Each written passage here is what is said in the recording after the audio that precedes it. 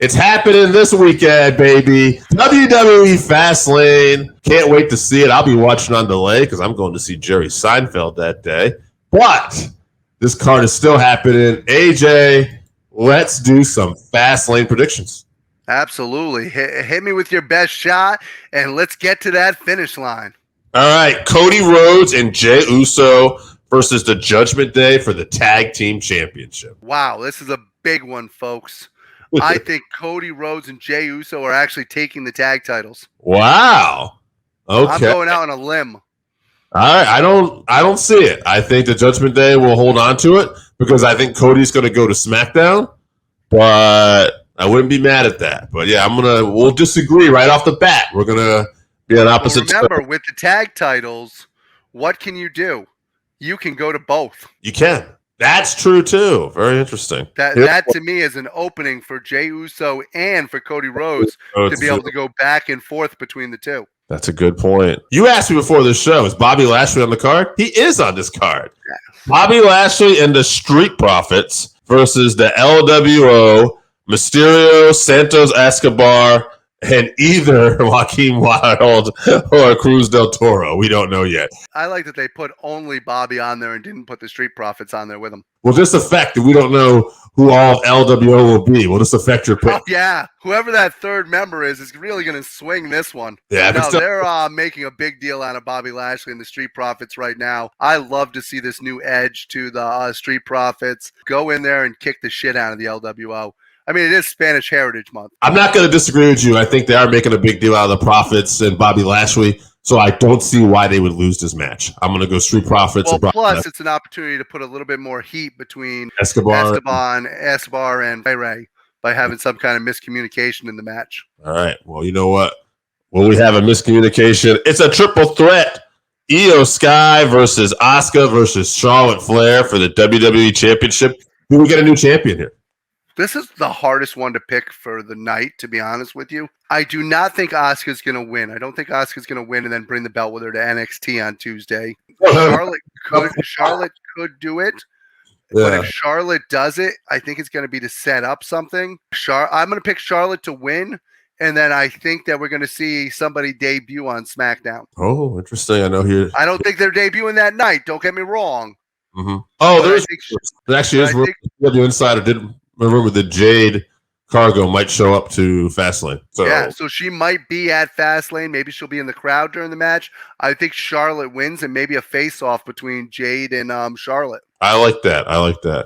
But if Jade's going face, though, then Io Shirai will probably hold on to the belt, and you'll see a face-off between her and her whole squad there.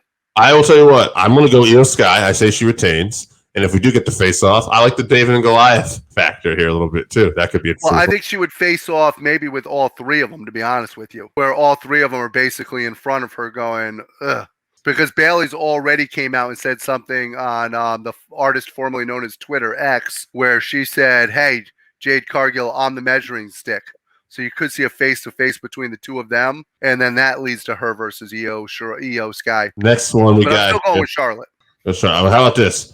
John Cena and LA Knight versus the Bloodline, Jimmy Uso and Solo Sikoa. AJ, I think it's very important. Like, we're calling this LA Knight and Cena versus the Bloodline, but I think it's very important to note who's in this match. It's not Roman. It's not even Jay, who's gone. And I think that's important because I do think LA Knight and John Cena are going to win. And I'm even going to go so far as to tell you I think LA Knight will pin Jimmy Uso. And it'll probably might even be a miscommunication where Roman comes back and has a talk, and we'll figure this out. Although, how entertaining has Jimmy been? It'd be great. Even doing the microphone thing with Paul, where he just puts his hand out like Paul's supposed to just hand him the microphone. Jimmy Uso has been very entertaining in this new position. I think that could be a hell of a match. So I think we're in agreement on this one. We're picking LA Knight and Cena. Yeah, come on. Yeah, and LA Knight in particular, I think we're going to keep the momentum on him. Yeah, I think we're right. Yeah. Cena's not ready for that kind of rub yet. Main event, last man standing match. I think it's funny. I think we think Seth Rollins, he could lose this. I think that. Yeah, I'm picking Shinsuke. You are picking Nakamura. I think somebody is either going to cost Seth or something's going to happen. I'm picking Nakamura. I think it's time. I'm not going to do it. I'm still going to bet on Seth for a little while longer. I think he will drop this title. I'd like to see it. I hope I'm wrong, and I hope you're right, and I hope you win this week on the picks because I would definitely like to see Nakamura get a run with that title. Hey, I went out on a limb with some of my picks last week for NXT when I picked Melo actually losing the belt and with Trick Williams winning the belt last week, and that could cause friction between the two of them. And we're already seeing signs of that whole thing unfolding. So Yeah. I'm going to keep going out on those limbs, and let's see if we can pull some more magic out. All right, and we'll close the show, too, just on one next thing. Dragunov, just because, you brought that up. This guy, I don't know if I say his name anymore, but reminds me of a modern-day Chris Benoit in the sense that he has great matches with everybody. And, oh, by the way, he might not be the most charismatic guy, neither was Benoit, but his character, he's believable. He knows who he is. He comes out there as this intense guy, and he looks like a guy, despite his size, that's going to kick your ass. And he goes out and has out matches with everybody. No matter who he's working with, no matter the size difference, no matter what he's doing, you can go back to the matches he had with Walter. He's very believable. You believe what he's doing, and it turns into a slugfest, whoever he's working with. Him and Carmelo had one of the best matches of this year so far. I know we still have a few more months left, but that's going to be a hard one to beat. I agree. But you know what else is hard to beat?